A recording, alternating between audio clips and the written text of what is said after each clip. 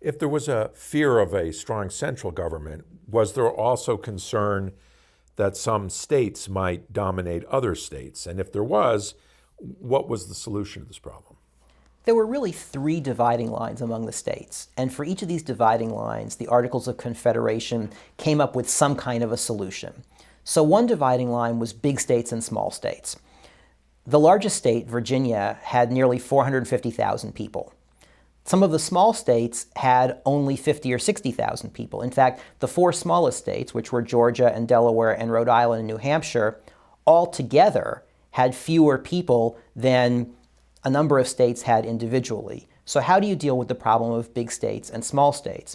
The Articles of Confederation, because it's a compact among 13 states, gives each state one vote in Congress.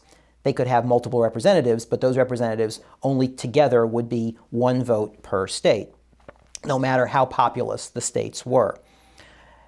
The second dividing line among the states was a dividing line over the question of how to pay for the war expenses.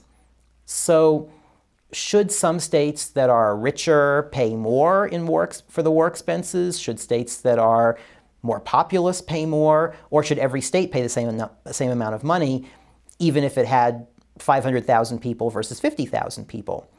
What the Articles of Confederation came up with was a kind of convoluted solution in which each state's requisition, if Congress should ask for money, would be based on the amount of improved land in that state, which is a sort of marker for wealth or a marker for amount of property in a state. The problem with that is that it's nearly impossible to count how much improved land there is in every state. The third dividing line among the states is that some states had what were called sea-to-sea charters. That is, when they had gotten charters from England or from Great Britain originally, the charter said that the boundary of that colony went all the way to whatever the westmost river or westmost ocean would be. Other states didn't have those kinds of charters. They had clear western boundaries. So if you are Virginia, you have western lands stretching as far as anybody can go. Other states didn't have that, and the states that didn't have that felt in some ways as though they were disfranchised. So the way in which the Congress under the Articles of Confederation works on that is to try to persuade the states with sea-to-sea charters to give up their western lands, to cede those lands to the nation as a whole. And it's in fact, once Virginia and a couple of other states agree to do that, that Maryland, the last holdout, eventually agrees to accept the Articles of Confederation in 1781.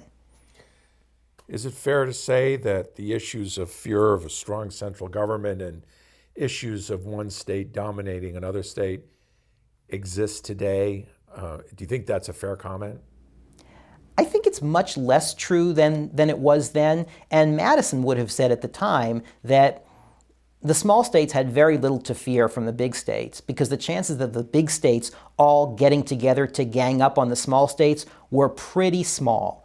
Virginia, Massachusetts, and Pennsylvania, three of the big states, had so little in common with one another that they had really no purpose in getting together to disenfranchise the small states. I think today pretty much the same thing is true. If we think that the big states might be California, Texas, New York, and Pennsylvania, how many things do those four states have in common today that would lead them to get together to try to gang up on, say, Wyoming and Delaware, two states that might not have much in common other than the fact that they are small?